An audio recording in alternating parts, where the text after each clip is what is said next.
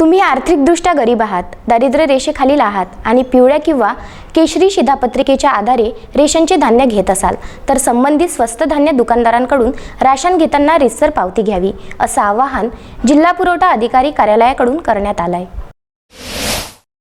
शहरी व ग्रामीण भागात पात्र लाभार्थ्यांना अनेक ठिकाणी रास्त दुकानदार शासकीय दरापेक्षा जादा पैसे घेऊन धान्य देतात।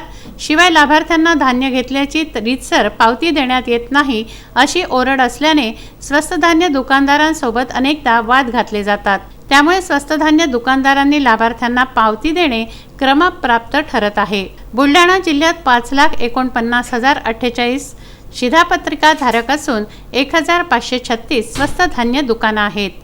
यामध्ये 65,313 अंत्योदय कार्ड धारक, 3,30,676 अन्न सुरक्षा कार्ड धारक, तर 86,369 शेतकरी कार्ड धारक, 66,690 केशरी कार्ड धारकांचा समावेश आहे। गोरगरिबांना स्वस्त दरात धान्य उपलब्ध व्हावं हा मूळ हेतू डोळ्यापुढे ठेवून राज्यभरात स्वस्त धान्य दुकानांचं जाळं विणण्यात आलं आहे। तरी या योजनेचा फायदा गरजू व गरिबांना होण्याऐवजी दुकान चालक आणि दलालांनाच होत असल्याने ही योजना गैरव्यवहाराचं माहेरघर ठरली आहे।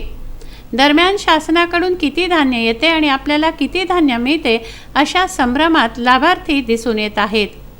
तेव्हा आर्थिकदृष्ट्या गरीब, दारिद्र्य रेषेखालील नागरिकांनी, पिवळ्या किंवा केशरी शिधापत्रिका धारकांनी रेशनचं धान्य घेताना रीतसर पावती घ्यावी, असं आवाहन जिल्हा पुरवठा अधिकारी कार्यालयाकडून करण्यात आलं आहे। बुलढाणा जिल्ह्यामध्ये अंत्योदयचे 65,313 हे कार्डधारक लाभ घेतात।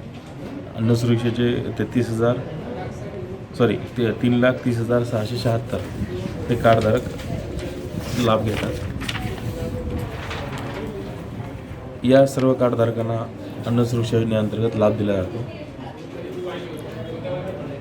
यानंतर बऱ्याच ठिकाणी पाहायला गेलं आहे की रेशन दुकानदार हे स्लिप देत नाही आहेत।